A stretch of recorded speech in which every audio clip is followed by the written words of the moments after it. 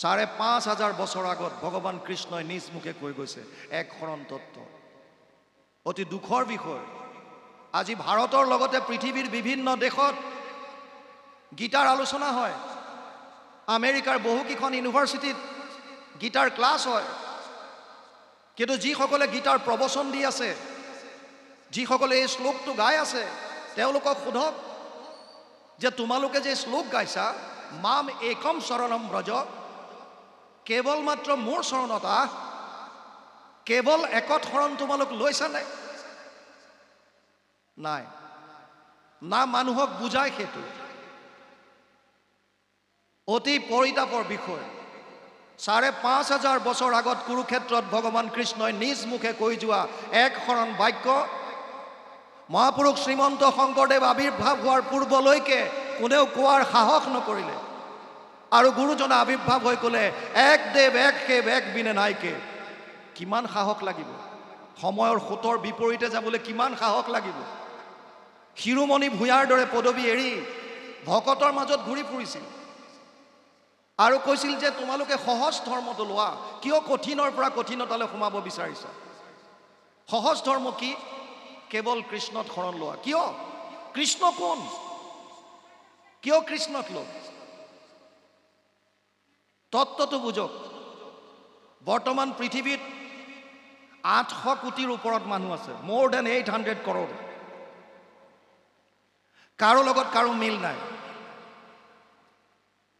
সেইকাৰণে আমি ইজনে সিজনক চিনি পাওঁ, এজন অমুক বাপ, এজন তমুক বাপ, এজন তমুক চিনি পাওঁ।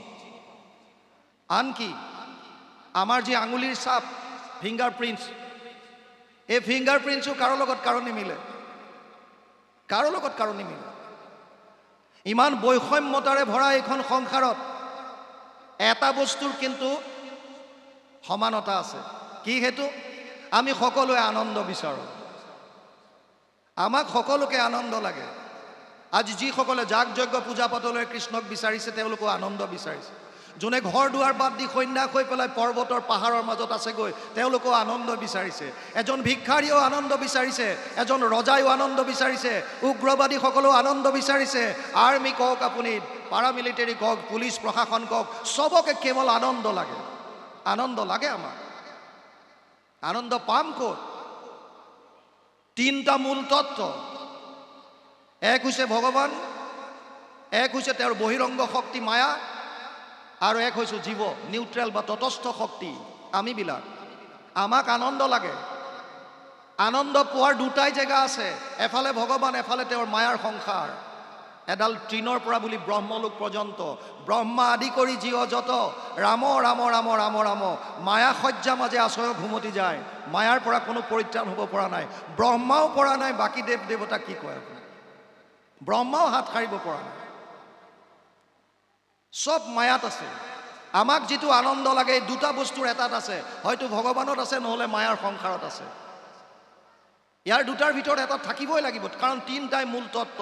শাস্ত্ৰই আৰু 4 নম্বৰ তত্ত্বৰ কথাই কোৱা নাই, কেৱল 3টা তত্ত্ব, জীৱ, ভগৱান, মায়া। জীৱক আনন্দ লাগে, ক'ত পাম? মায়াৰ ওচৰত বলক। মায়াত কি আছে? নাৰায়ণৰ নাভি কমলৰ পৰা ব্ৰহ্মাৰ সৃষ্টি হৈছে। ব্ৰহ্মাৰ সৃষ্টি হোৱাৰ কথা এটা ওলাইছিলে। নাভি কমলৰ পৰাই ব্ৰহ্মাৰ সৃষ্টি হোৱাটো হয়। যেতিয়া ব্ৰহ্মা সৃষ্টি হ'ল, ব্ৰহ্মাই 4 মুখে চালে। প্ৰথমতেতো তেওঁ একো গম নাপালে। প্ৰথম চাই পেলাই ক'ত আহিলোঁ, খালি জল আৰু জল দেখি পুনৰ পদুম ঠাৰি আদি সোমাই গ'ল। ভগৱান নাৰায়ণৰ উদৰত বহু বছৰ ঘূৰিলে, পুনৰ ওলাই আহিলে। আহি পেলাই এইবাৰ তেওঁ চাৰিওফালে চাওঁতে 4খন মুখ হ'ল, আৰু এটা শব্দ শুনিলে, তপ তপ। তেওঁ বহু বছৰ তপস্যা কৰিলে।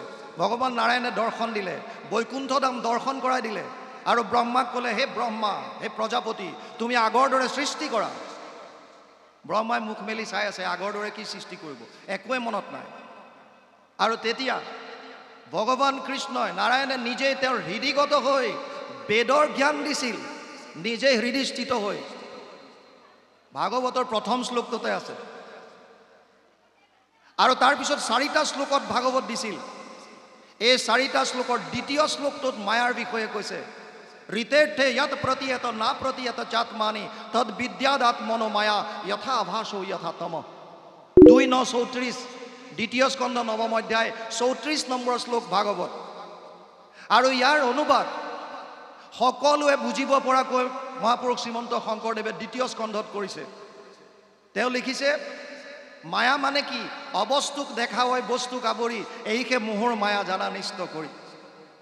নাথাকিতো যেন দেখি চন্দ্ৰমা দুটয়, থাকিতো ৰাহুক যেন কেহু নেদেখয়, সেই মতে মায়া আৰ কৰি ঈশ্বৰক আশাৰ বিষয় সদা দেখা হয় জীৱক। ক্লিয়াৰ লিখা আছে। আমি যি মায়াৰ মাজত সংসাৰত ধন টকা পইচা পুত্ৰ পৰিবাৰ ঘৰ দুৱাৰ ইত্যাদি ইত্যাদিত বিচাৰি ফুৰিছোঁ, এয়া চব অবস্তু বুলি কৈছে। মই 1995 পৰা 2001লৈকে জয়ছলমেৰত আছিলোঁ। ভাৰতৰ এখন মৰুভূমি, ৰাজস্থানত জয়ছলমেৰ বুলি এখন আছে জেগা, মৰুভূমি পুৰা।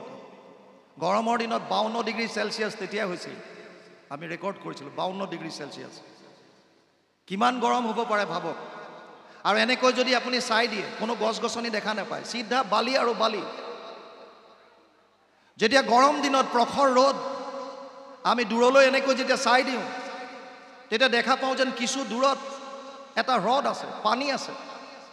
আপুনি আগবাঢ়ি যদি গৈ থাকে, পানীখিনি পিছুৱাই গৈ থাকিব। আচলতে সেয়া পানী নেকি? নহয়, তাক কি বুলি কয়? মৰিচিকা। মৰিচিকা বুলি কয়। আলকতৰা দিয়া ৰাস্তাত দীঘল যদি হয় চিধা, তাতো গৰম দিনত আপোনালোকে পানীৰ আভাসটো পাব। সেয়া পানী নহয়, পানীৰ আভাস।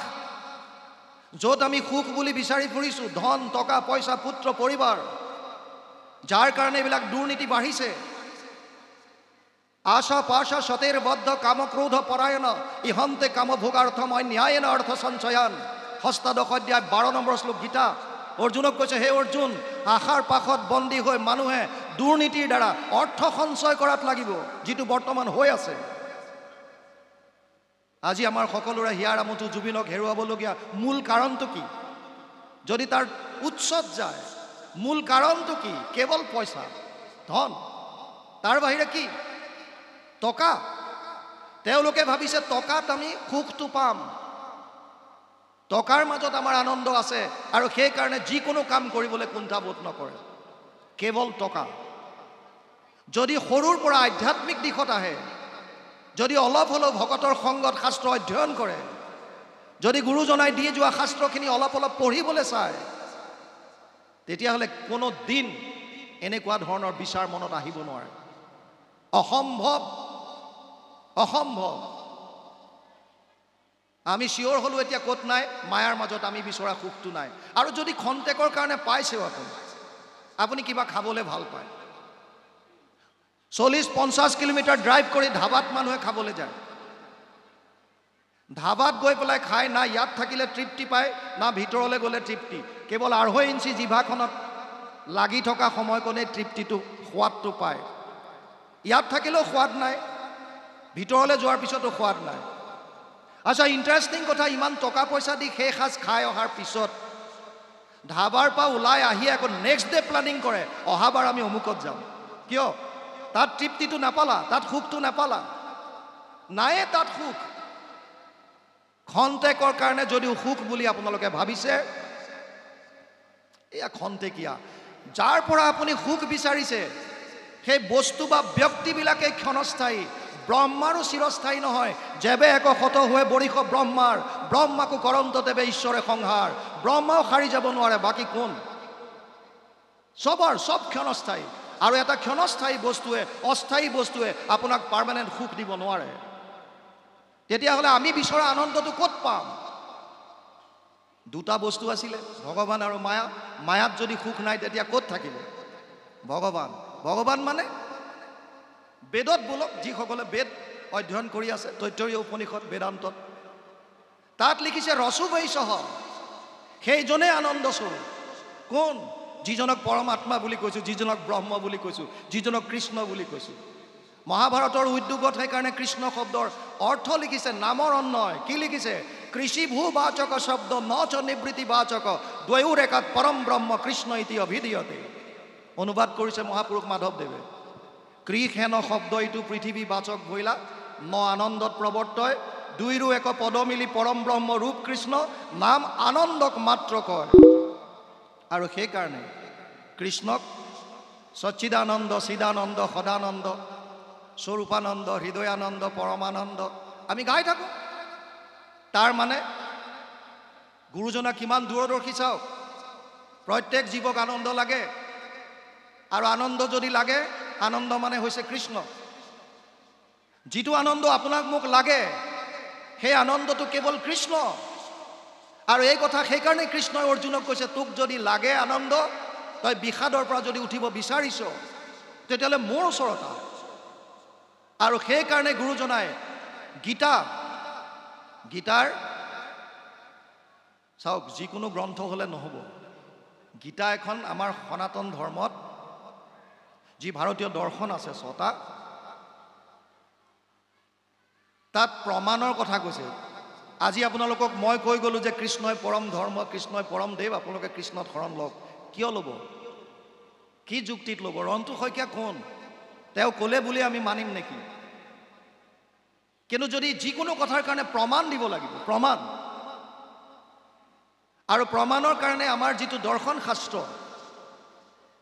ইয়াত 4 ধৰণৰ প্ৰমাণৰ কথা কৈছে প্ৰত্যক্ষ প্ৰমাণ অনুমান প্ৰমাণ উপমান প্ৰমাণ আৰু শব্দ বা শাস্ত্ৰৰ প্ৰমাণ প্ৰত্যক্ষ প্ৰমাণ কি যদি মোৰ 5টা জ্ঞানেন্দ্ৰিয়ৰ দ্বাৰা মই নিজে উপলব্ধি কৰিছোঁ মই নিজে দেখিছোঁ মই নিজে শুনিছোঁ মই চুই চাইছোঁ মই সোৱাদ লৈ চাইছোঁ মই শুঙি চাইছোঁ 5টা জ্ঞানেন্দ্ৰিয় শ্ৰোত্ৰ নেত্ৰ জিহ্বা ঘ্ৰাণ আৰু চৰ্ম 5টা জ্ঞানেন্দ্ৰিয়ৰ দ্বাৰা নিজে উপলব্ধি কৰাটো প্ৰত্যক্ষ প্ৰমাণ যদি প্ৰত্যক্ষভাৱে আপুনি পাইছে উপলব্ধি কৰিছে তেতিয়াহ'লে ঠিক এইটো প্ৰমাণ আপুনি মানিব পাৰে দ্বিতীয়টো হৈছে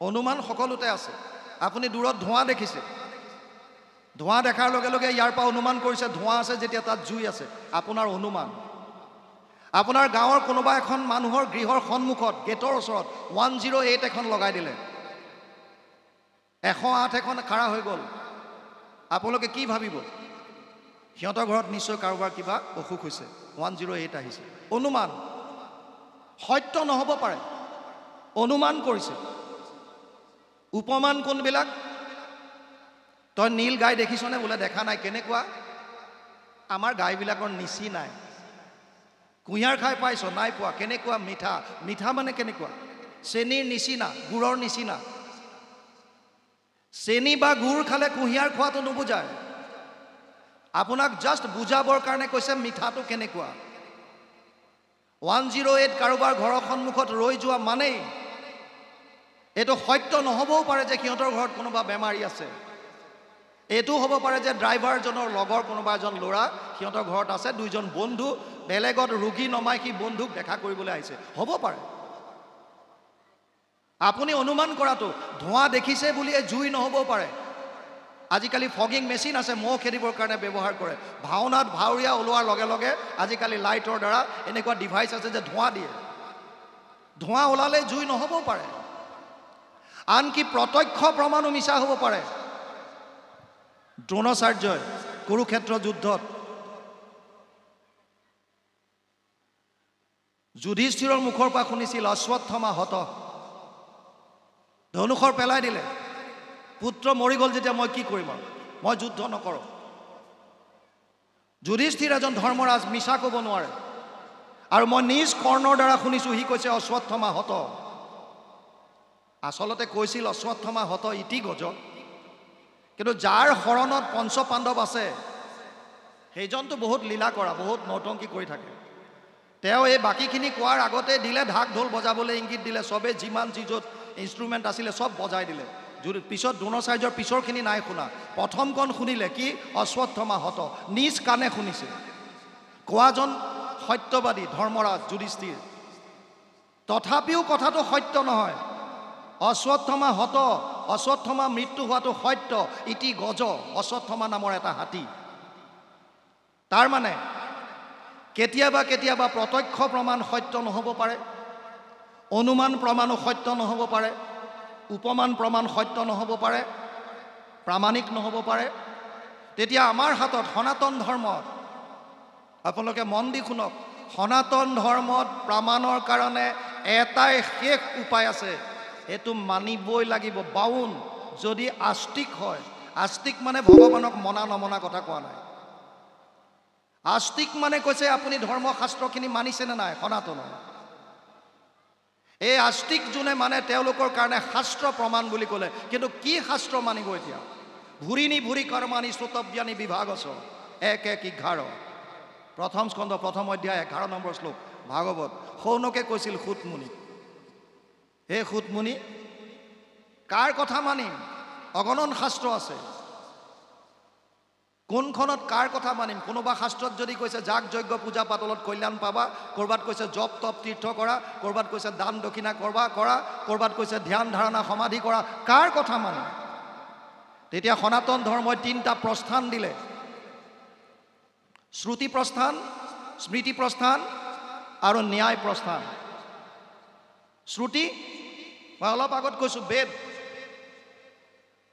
বেদক কয় বেদৰ সাৰমৰ্ম যদি জানিব বিচাৰিছে তেতিয়া বেদান্ত অধ্যয়ন কৰিব লাগিব যাক আমি উপনিষদ বুলি কওঁ মূল উপনিষদ 11খন যদিও অগণন আছে উপনিষদ শ্ৰুতি প্ৰস্থানত বেদান্তক দিছে উপনিষদত যদি উপনিষদত লিখা আছে ই প্ৰামাণিক বুলি মানিব লাগিব যদি আপুনি আস্তিক হয় যদি নাস্তিক হয় জৈনিজিম বুদ্ধিজিম চাৰবাৰ্গ তেওঁলোকৰ কথা নাহে তেওঁলোকে নামানিব পাৰে নামানে তেওঁলোকে যিসকলে মানে তেওঁলোকৰ কাৰণে প্ৰথম প্ৰস্থান দিলে শ্ৰুতি বেদান্ত দ্বিতীয় দিলে স্মৃতি প্ৰস্থান শ্ৰুতি কিয় আহিছে মই অলপ আগত কৈছিলোঁ শ্ৰৱণৰ দ্বাৰা বেদ অহাৰ কাৰণে শ্ৰৱণৰ বেদৰ আন এটা নাম হৈছে শ্ৰুতি শাস্ত্ৰ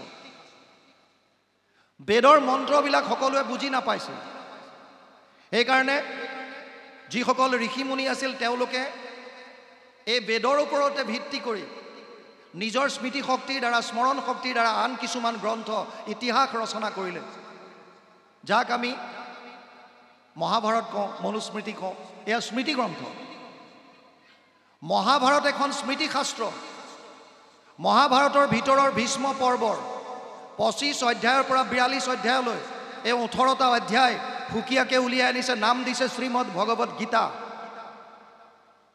মহাভাৰতৰ সাৰমৰ্ম যদি জানিব বিচাৰিছে তেতিয়াহ'লে গীতা অধ্যয়ন কৰিলে হ'ব চব পাব তাত আৰু সেইকাৰণে স্মৃতি প্ৰস্থানত গীতা শাস্ত্ৰক ৰাখিলে যদি গীতাত আছে তেতিয়াহ'লে মানিব লাগিব বাউন প্ৰামাণিক আৰু তৃতীয়খন হৈছে ন্যায় প্ৰস্থান 555টা সূত্ৰৰ আন এখন গ্ৰন্থ ব্যাসদেৱে নিজে ৰচনা কৰিলে সেইখনৰ নাম দিলে ন্যায় শাস্ত্ৰ ন্যায় প্ৰস্থান এটা ইন্টাৰেষ্টিং কথাটো বুজক শ্ৰুতি প্ৰস্থান হৈছে বেদান্ত যিজন ব্যাসদেৱে বেদৰ বিস্তাৰ কৰিছে তেওঁৱে নিজে ভাগৱতত লিখিছে সৰ্ব বেদান্ত সাৰম হি শ্ৰী ভাগৱতম ইষ্যতে য়ৈষ ৰসামৃত তৃপ্তৈষ নানৈ নত্ৰ ৰতি ক্বচিত 12, 13, 15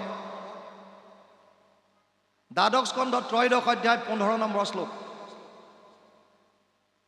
আৰু এই শ্লোকৰ অনুবাদ মহাপুৰুষ মাধৱদেৱে ঘোষাত কৰিছে 18 নম্বৰ পদজোকা সমস্ত বেদান্ত সাৰ মহাভাগৱত শাস্ত্ৰ ইহাৰ অমৃত ৰস পায় পৰম সন্তোষে পান কৰিলে যিজনে তাৰ অন্যত্ৰ ৰসত ৰতি নাই তাৰ মানে শ্ৰুতি শাস্ত্ৰ বা শ্ৰুতি প্ৰস্থান যদি বেদান্ত হয় বেদান্তৰ সাৰ হৈছে ভাগৱত গতিকে ভাগৱত এখন প্ৰামাণিক গ্ৰন্থ স্মৃতি প্ৰস্থান গীতা ইয়াত ক'বলগীয়া একো নাই ন্যায় প্ৰস্থান হৈছে ব্ৰহ্মসূত্ৰ যিজন ব্যাসদেৱে 555টা সূত্ৰত ব্ৰহ্মসূত্ৰ লিখিছে তেওঁৱে গৰুৰ পুৰাণত লিখিছে অৰ্থ অয়ম ব্ৰহ্মসূত্ৰানাম সৰ্ব উপনিষদ মতা অৰ্থাৎ ভাগৱত শাস্ত্ৰখন ব্ৰহ্মসূত্ৰৰ টিকা ভাষ্য ভাগৱতৰ মংগলাচৰণৰ প্ৰথম শ্লোকটোৱে য'ৰ পৰা আহিছে জন্মাদস্য য়ত এইটো ব্ৰহ্মসূত্ৰৰ দ্বিতীয়টো শ্লোক অথতো ব্ৰহ্ম জিজ্ঞাসা দ্বিতীয়টো শ্লোক হৈছে জন্মাদস্য য়ত ব্ৰহ্মক জানো আহা ব্ৰহ্মক জিজ্ঞাসা কৰিব বিচাৰিছে আৰু দ্বিতীয়তে কৈছে যে সেইজন কোন য'ৰ পৰা সৃষ্টি স্থিতি প্ৰলয় হৈছে গতিকে দুখন শাস্ত্ৰ আমাৰ হাতত আহিল শ্ৰুতি প্ৰস্থানৰ পৰা আহি গ'ল ভাগৱত ন্যায় শাস্ত্ৰৰ পৰা ন্যায় প্ৰস্থান যি আমি ব্ৰহ্মসূত্ৰ বুলি কৈছোঁ তাৰ টিকা ভাষ্য ভাগৱত আৰু স্মৃতি প্ৰস্থানৰ পৰা গীতা তাৰ মানে আমাৰ হাতত প্ৰামাণিক গ্ৰন্থ দুখন আছে এখন হৈছে গীতা আনখন হৈছে ভাগৱত আৰু সেইকাৰণে কোনোবা মহাপুৰুষে লিখি থৈ গ'ল শাস্ত্ৰৰ উত্তম কি বুলি হে গীতা ভাগৱত আপোনালোকে জানে গতিকে কোনে কি কৈছে বাদ দিয়ক ৰন্তু শইকীয়াই কিবা কৈছে নে প্ৰণৱ গগৈ ডাঙৰীয়াই কিবা কৈছে নে দিলীপ চাংমাই বাপে কি কৈছে বাদ দিয়ক শাস্ত্ৰৰ উত্তম দুখন গ্ৰন্থ নিজে অধ্যয়ন কৰক গীতাত প্ৰথমৰখিনি সব কৈ গ'ল অৰ্জুনে যেনে যেনে জানিব বিচাৰিছে তেনেকৈ কৈ গৈছে সিদ্ধান্ত শেষত দিছে কি সৰ্বধৰ্মান পৰিত্যাজ্য মাম একম শৰণম ব্ৰজ সব বাদ দি কেৱল একত শৰণ ল